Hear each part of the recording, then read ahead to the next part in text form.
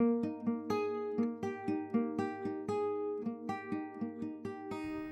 girl and a boy.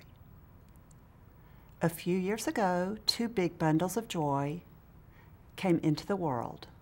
One a girl, one a boy. They lived just a few miles apart, but who knew? They each had their own little lives to pursue. Greg's eyes were dark brown, his hair thickish and curly.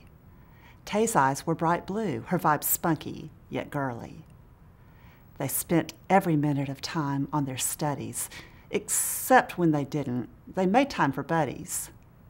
They made their folks proud, kept a smile on their face, except for the time that Greg walked home from Grace. Yes, sometimes they seemed just too big for their britches, and Taylor's hard knocks always kept her in stitches. But for all of their stumbles, we gave them a pass. Then their eyes locked in Miss Vine's pre-algebra class. And that's when our babies were babies no more. Yes, who could have guessed how much love was in store? Greg still loved his Lakers and rocked his guitar, and Tay made her mark on third base, such a star. But all of their passions could never compete with their love for each other. Now they were complete. And even when college days kept them apart, they always kept each other close in their heart.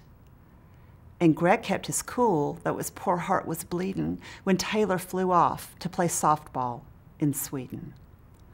Those Swedish girls needed her help, heaven knows, and Greg kept quite busy in school with his bros, but he couldn't wait for his girl to come home. So he bought a plane ticket and headed to Rome. They saw all the sights, life is short was their motto, and repledged their love over cups of gelato. And when they returned to the old USA, Greg knew he could not part again from his Tay. He drove to a spot that they call Hammond's Ferry and brought her along. Was she curious? Very.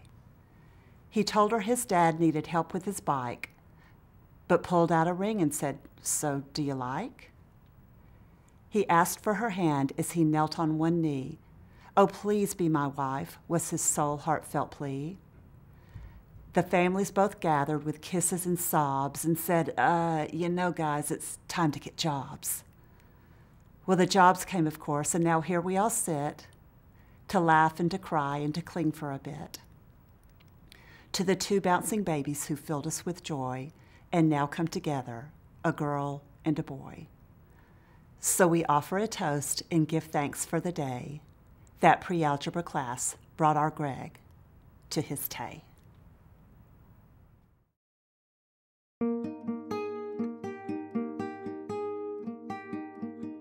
Well, the first time I met Taylor, we were both in middle school, and I know that I was too shy to talk to her.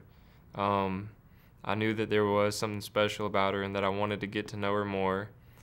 And I remember just being scared to talk to her, but wanting to. And I remember writing her a note one time telling her that I thought she had pretty hair. He slipped me a little note that said how pretty my eyes and my hair was that day.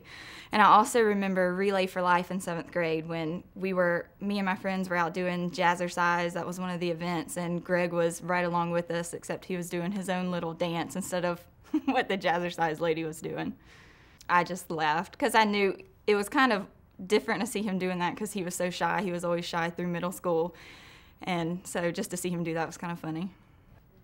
So for Taylor and my first date, it was a Sunday afternoon, and I went to her house to pick her up.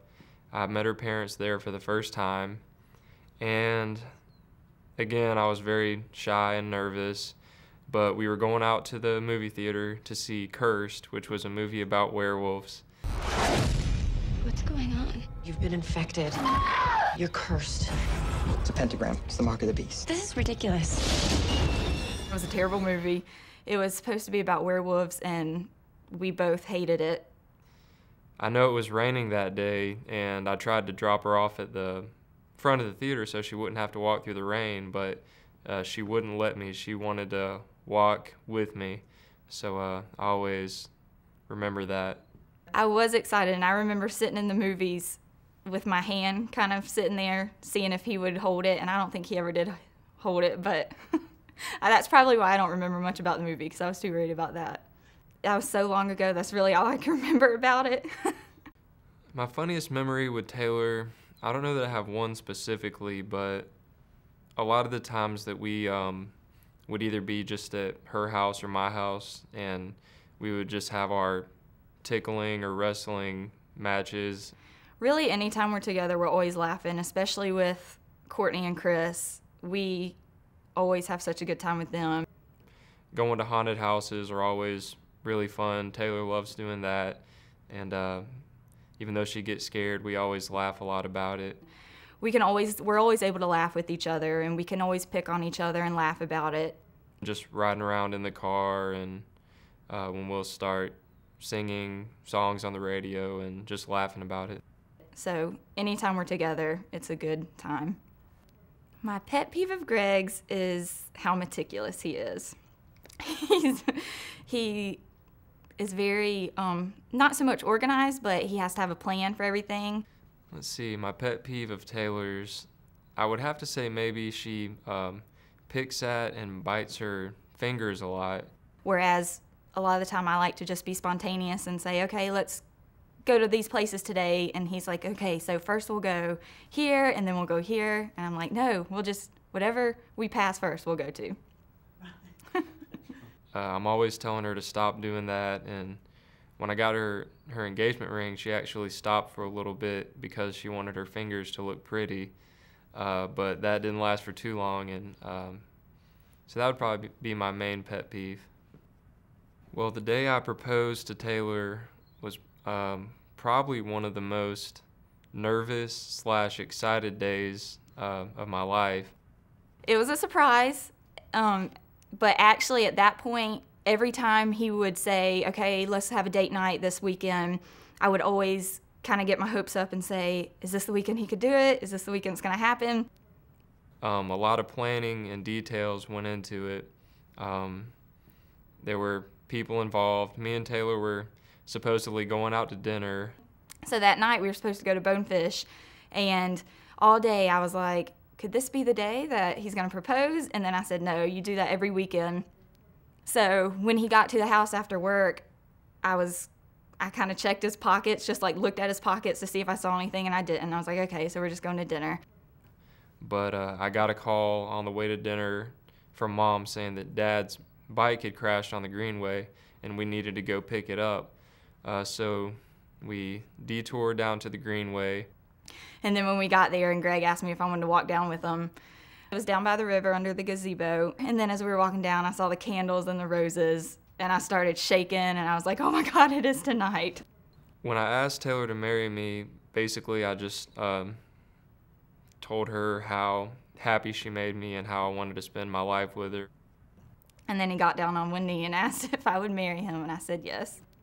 So I got down on one knee and asked if she would marry me, and she said yes.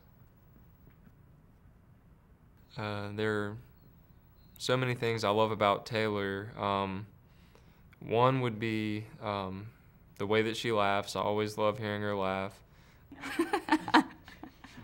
What I love most about Greg is the way he makes me feel when I'm with him. He always makes me feel beautiful, and I'm most confident around him. I love when we're just talking to each other and looking into each other's eyes. The way he treats me, I could never imagine any person treating me better than he does. He is always respectful to me. He is always kind to me.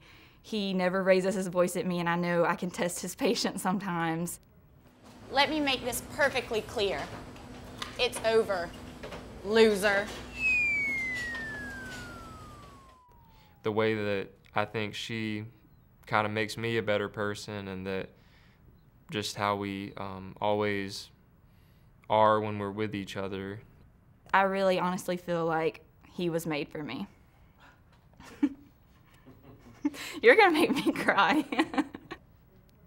the biggest thing I want for our marriage is happiness, and I don't ever want us to lose sight of why we fell in love and why we have stayed together so long and what has kept us fighting to keep our relationship together.